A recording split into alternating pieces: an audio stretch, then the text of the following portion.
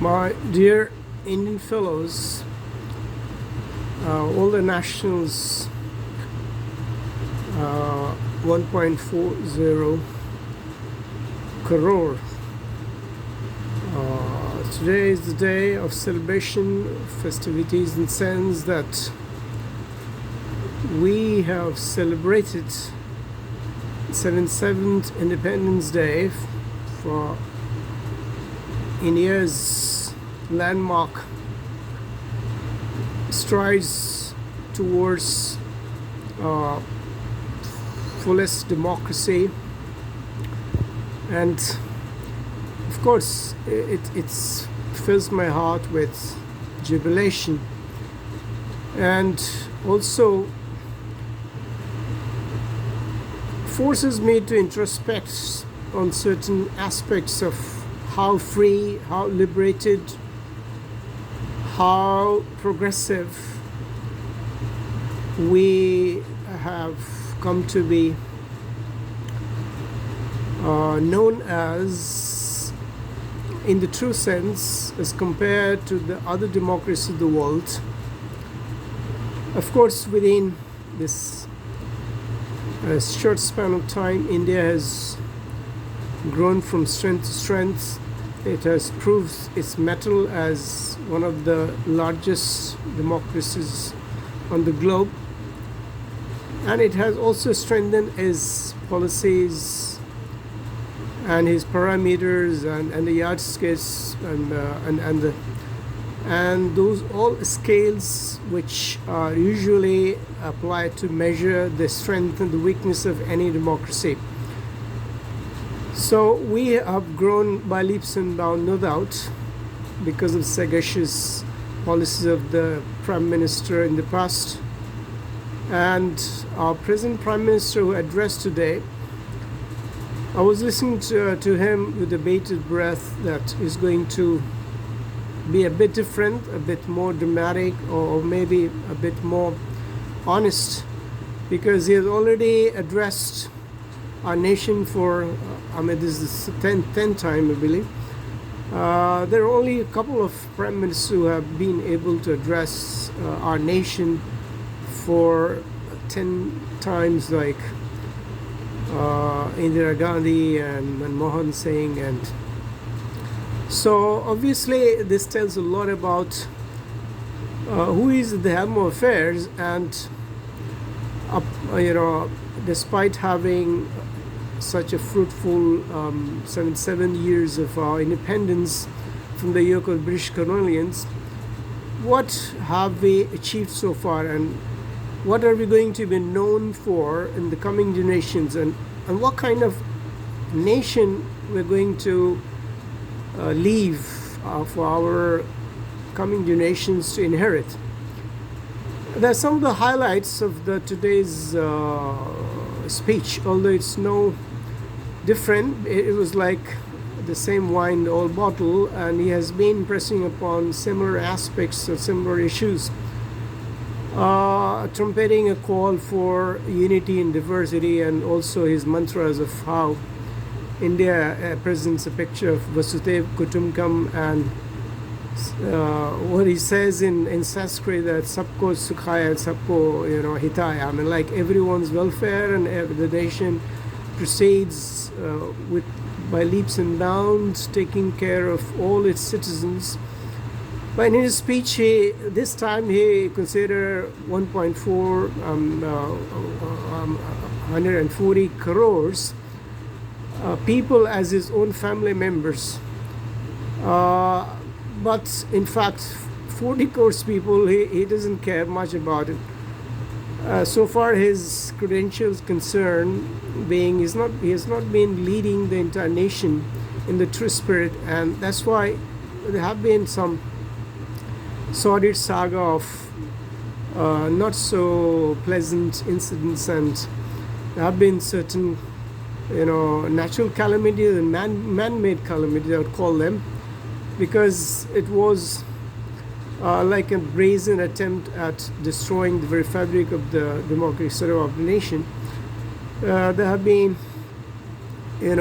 mischievous acts, riotous situations, and one of state after state, there have been incidents where the government has apparently failed to combat those antisocial elements and appears to be a bit in excess or probably a sympathizer of those anti-elements. So Modi's proclamation that India is going to be one of the three biggest economies within, and he's asking for a second term, and in fact he's confident he's going to get back with the same thumping majority, and he said that the coming year also he's going to hoist the flag from. This could be his wishful thinking, or could be his indulgence in overconfidence as any authoritarians or narcissistic would always vouch for, as if he is irreplaceable, or as if is like he is going to stay here for till his life. But he has forgotten that this is a democratic country where we have elections, we have people's mandate, and there is a chance when if you don't prove your mettle to the best of the expectations of the commoners, and people are wise enough to cast a vote in your favor or cast you aside. So hoisting the flag, it was a 90 minutes long rhetorics, and that's it was just a replica of what he has been doing in the parliament and his no confidence motion. There are some events that doesn't augur well for our nation, including Manipur, and he happened to mention about that the normalcy is being restored and peace will be ensured very soon. Although the deplorable state of that state bespeak of so much of apathetic attitude of the government and its lackluster approach, and it's, as it seems like it's the usual business going on. So his reformation of commitment of the ideals of democracy, freedom, equality, and his mention of that there are three big issues that India is reeling under because of those three things, like corruption and then nepotism. Obviously he's referring to like one family dynastic policy and all. So every time he has the pretext of blaming Gandhi family, although this dynastic politics has seeped well into the BJP, and most of the ministers, cabinet ministers, they have their progenes entering to the political arena, and it's it's a common knowledge that it's no more the one dynasty rule, and he is simply harping on the same tone and tune, blaming others for all the pitfalls and his negative policies, and he thinks that he is going to make India shine and sabka vikas, sabka sadha, and he's taking together. But in practice, what he professes, it isn't practice at all. Because so far, most of the incidents that tell us about his faulty policies or his negligence or his apathetic attitude and indifference towards democracy, and even the Supreme Court has to intervene and has to reprimand the government for actions. And so far Manipur is still burning. There have been skirmishes, occasional incidents of lootings, and it's like an armed rebellion, insurgency, and it appears to be Manipur is virtually divided into two separate states. Although he keeps he brushes aside all this and shrugging his shoulder, and he's trumpeting that this 5 trillion economy by 2024 is an ambitious one, and then he says that if he comes back, he's seeking and he's beseeching to another term where he's going to perform his magic. So far he hasn't been able to do so, because the government is being run by him alone at the apex and the helm of affairs in 9 years, and he had done blunders like demonetization and the economy, and then during Corona pandemic, the thousands of people perished. But he claims to have led the world because of the vaccination program, the successful vaccination program.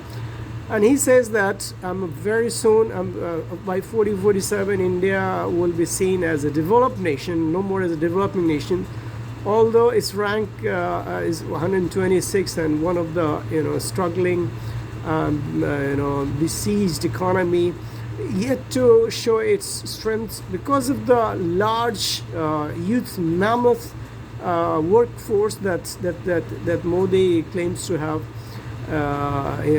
His own asset, and with the help of that massive strength of the youths, is going to make India the third largest and the most one of the top economy of the world. Probably it could be possible because Japan and Germany, their economy is sluggish. But India isn't doing so well as compared to in the previous. So it's simply recovering, and the inflation rate is very high, and there is a situation where there is stagflations, and essential commodities are being sold at skyrocketing prices. We can't afford even simple luxuries of basic needs, and so. It doesn't appear as if India is going to be removed from the clutches of these certain conglomerates and some of the business houses. Those houses are being actually the Prime Minister is a sympathizer of them, including those big top like it's 1 to 3% of the economy, and the economic gains is being pocketed by a handful of houses. And that the Reliance company and this Adani group of whose business has not been really fair.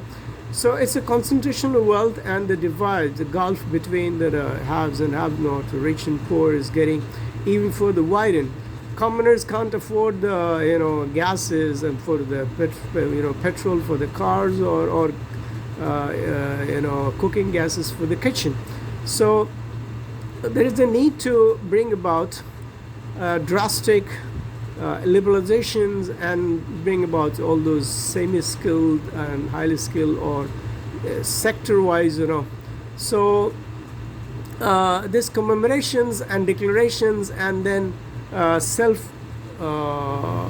it's like self-confessing that he's going to the Prime Minister for the next 5 years.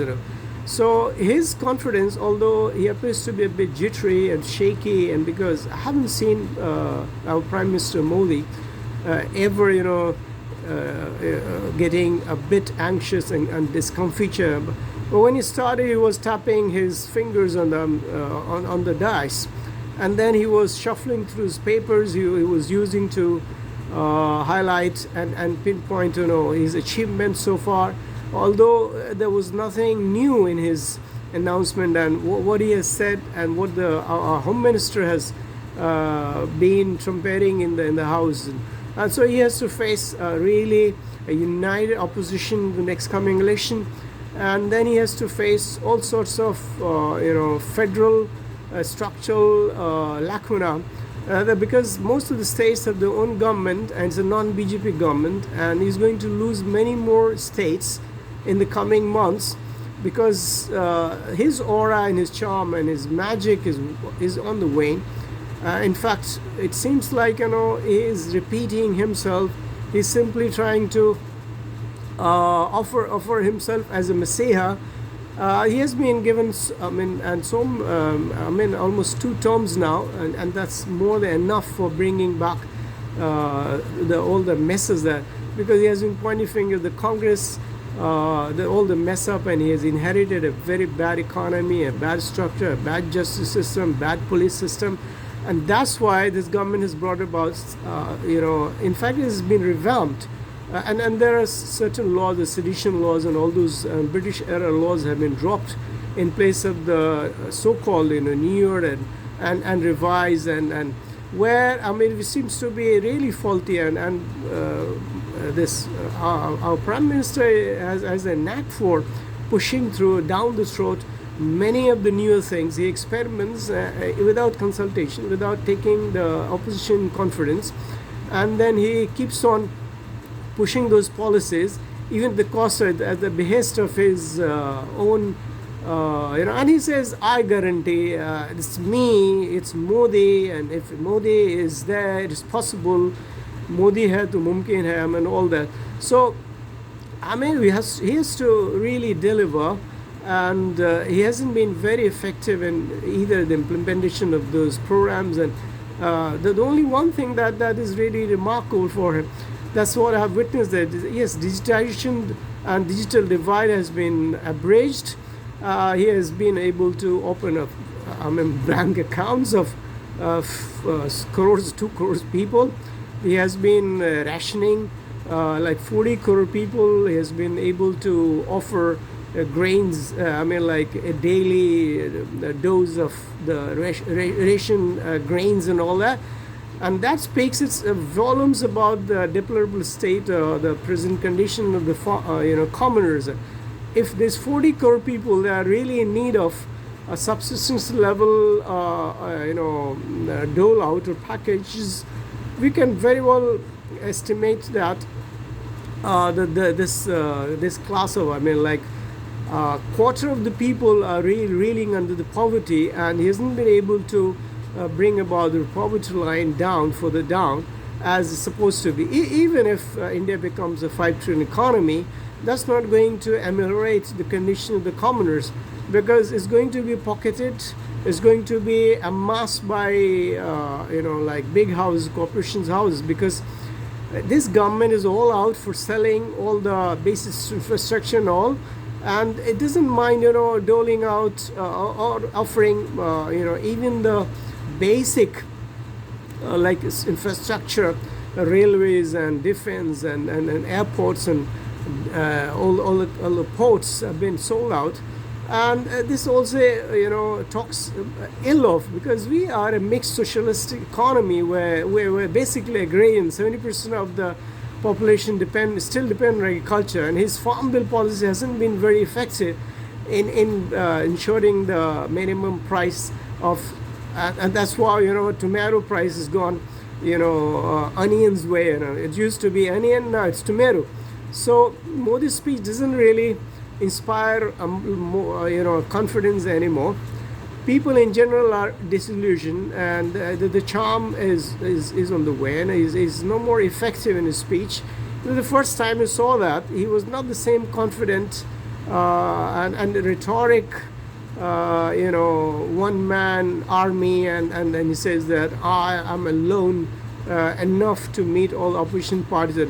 This kind of self-aggrandizement without firm policy changes, and also removal of corruption. He says that I'll remove corruption, and I'll remove nepotism, and also about this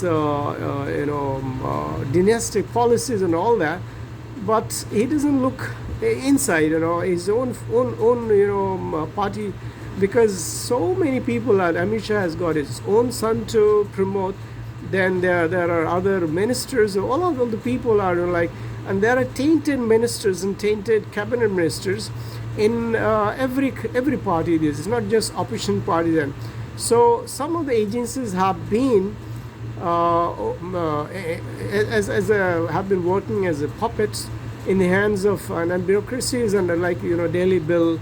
It has already crippled and curtailed the rights of the democratically elected government, state government, and Kejriwal is has proven, he has been doing a fine job, and it's compared with other states, the chief minister, probably in the education field and health field and other fields.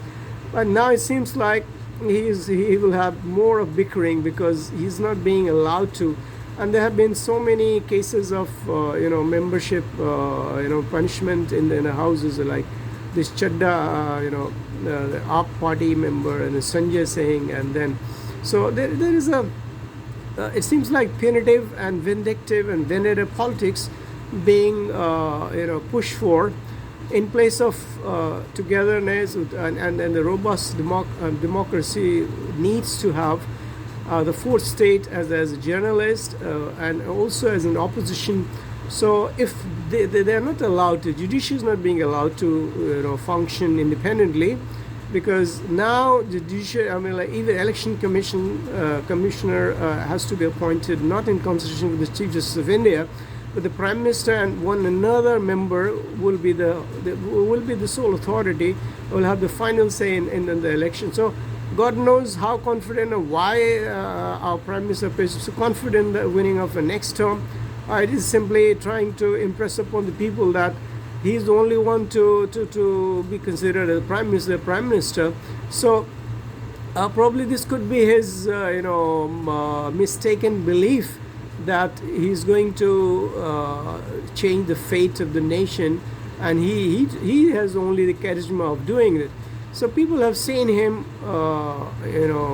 showing off, and his jumlebazi and his overtures, the rhetorics, his magical spell, and all the chanting behind him. And wherever he goes, and he has plenty of people chanting his name. And as far as he says that India has been in the forefront and has become a world leader and is going to be a mitra of the universe, or like friend of the earth.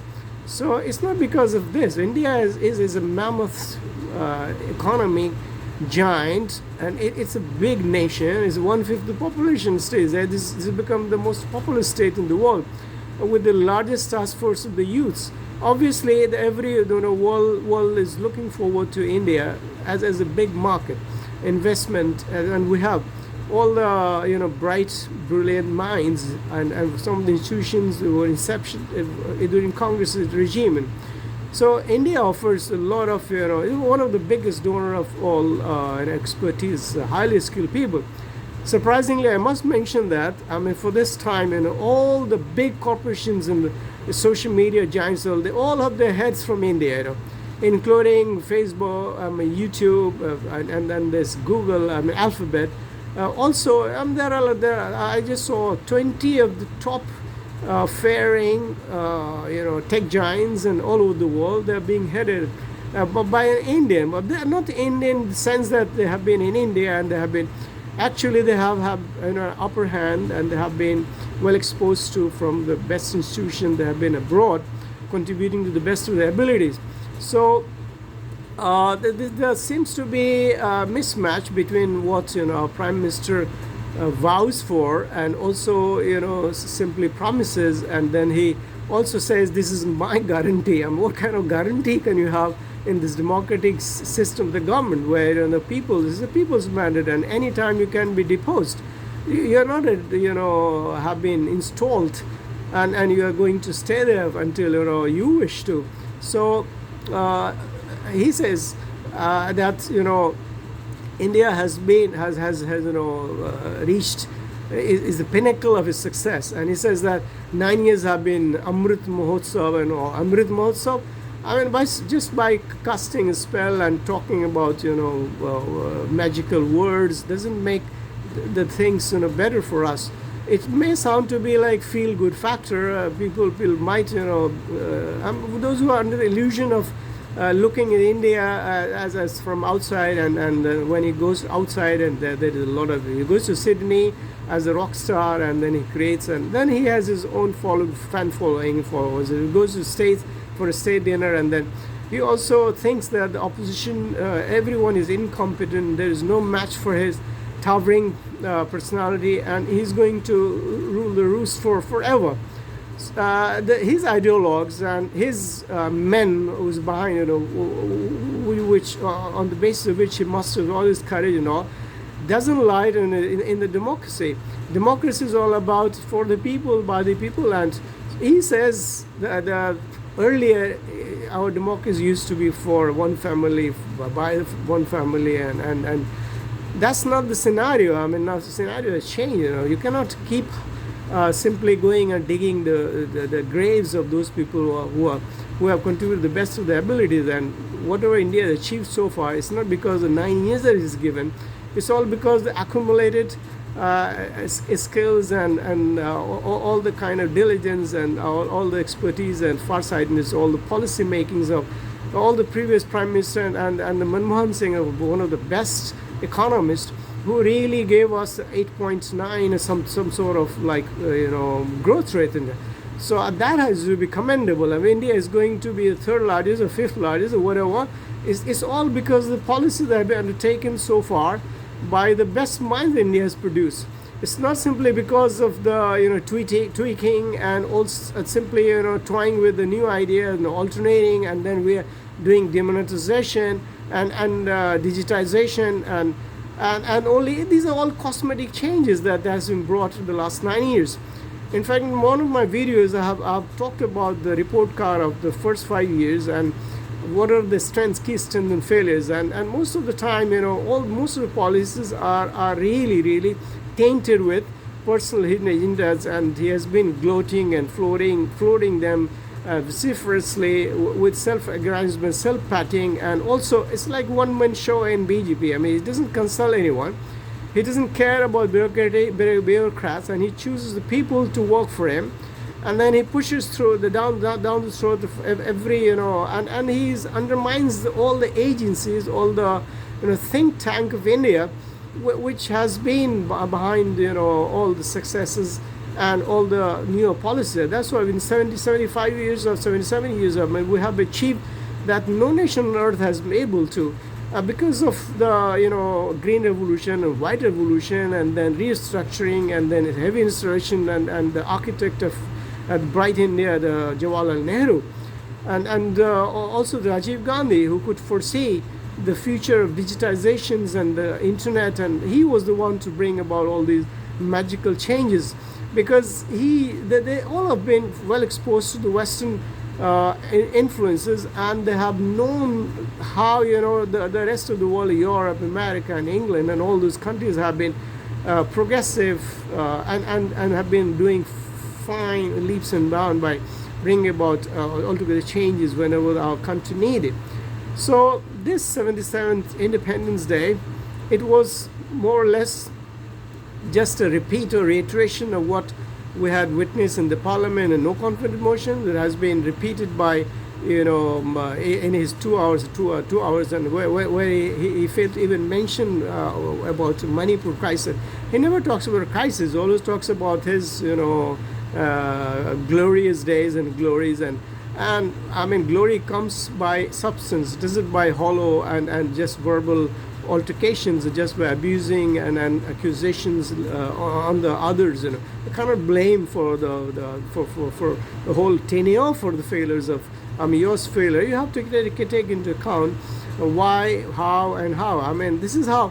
Okay, the country will give you another 5 years, but you have to be very careful not to squander away all these years that you have, because you have all the blunders being done. We're still paying for that, and the government has to seek problem-solving measures. Must have the right think tank in consultation with all the parties involved, all the because opposition is a big chunk of what our parliament consists of.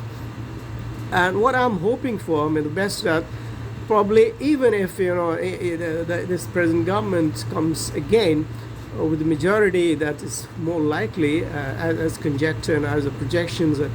But we're going to have a very good opposition.